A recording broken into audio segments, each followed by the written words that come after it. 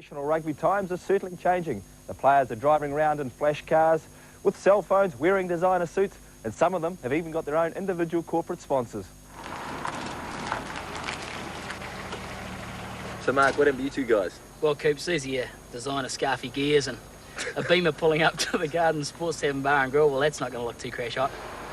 Jay, on anything different this week?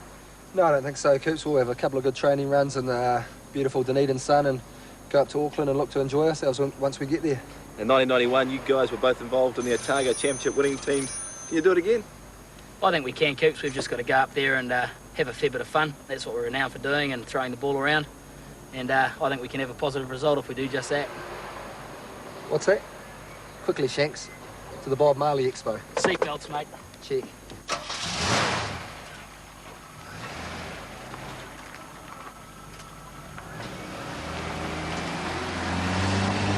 Well, I'm pleased to get away from those guys. Now, this behind me is Speight's Brewery. Speight's is the major sponsor of the Otago rugby team. And somewhere inside there is one of their employees, Jamie Joseph. G'day, Jamie. Last game for you on Sunday against Auckland. It'll be an emotional moment. Oh, it'll be very emotional, Greg, if we lose. Probably won't get a passport back to the South Island, but it's going to be the last game for me in Otago colours. But that's the decision that I've made, and it'll be very sad to leave the boys and to leave Dunedin. And if we can come play to our game plan and have a good go at them, I'm unbelievably confident we can do it. Well, here I am at St Clair Beach on a typically fine Dunedin spring day, I might add. Now, this beach here is a very popular surfing spot, and one of the key Otago rugby players spends a fair bit of time here. Let's see if we can find him. Here he is. I thought I might find you here. So, Josh, what's the attraction to the surf? Oh, it's just my way of relaxing and getting out there and enjoying myself, a bit of fun. And when it's a bit bigger, it's always a bit of a workout, so I guess some fitness as well. Any predictions for this match? I don't think you can predict something like that. I mean, it's a final, and they only come around once a year. And I just think it'll be an awesome game to watch for the public, and I'm sure at the end of it, whatever happens, both teams will have to be happy with what the outcome. We'll have a bit of fun. Without a doubt. Well, in 1991, Otago were the Division 1 champions. When the clock strikes 4, will they be champions again?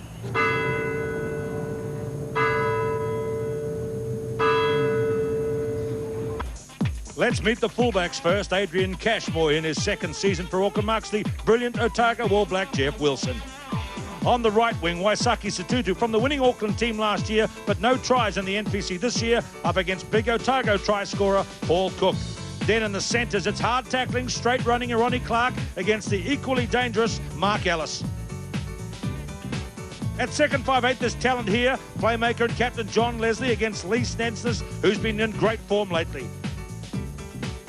Then we go to the other winger, the youngster James Kerr from Poverty Bay in his first Auckland season against Jason Wright, who's been a big improver, a dangerous sidestepper. The first fives, two men who on the slippery ground, their form will be critical, Carlos Spencer and Tony Brown. The halfbacks, two Nu'ualia of Auckland, who's made it into the team ahead of All Black Junior Tonu'u, up against the smallest man on the field with the biggest heart, Stu Forster, into the forwards, top talent here, Sinzan Brook, the captain for Auckland, against Aaron Penne. We look at the flankers, Dylan Mika, the 23-year-old on the blind side, against new All Black, Tane Randall, just 20 years of age. While the open-siders, this will continue a big debate in New Zealand rugby. Josh Cronfeld, the current All Black, against Mark Carter, the man many Aucklanders rate as is equal or better. And Jason Chandler will jump in the first of the locking positions against Jamie Joseph.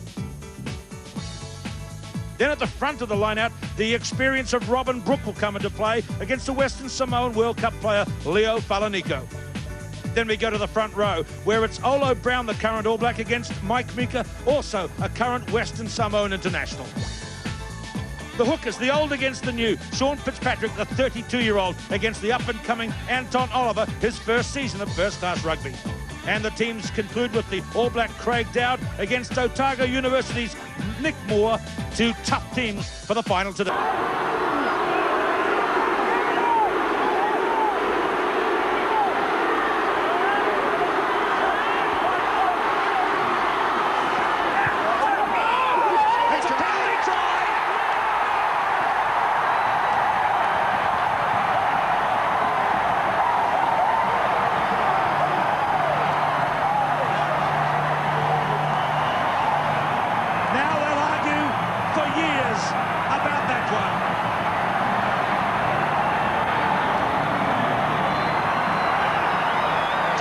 Nicely calling his players together.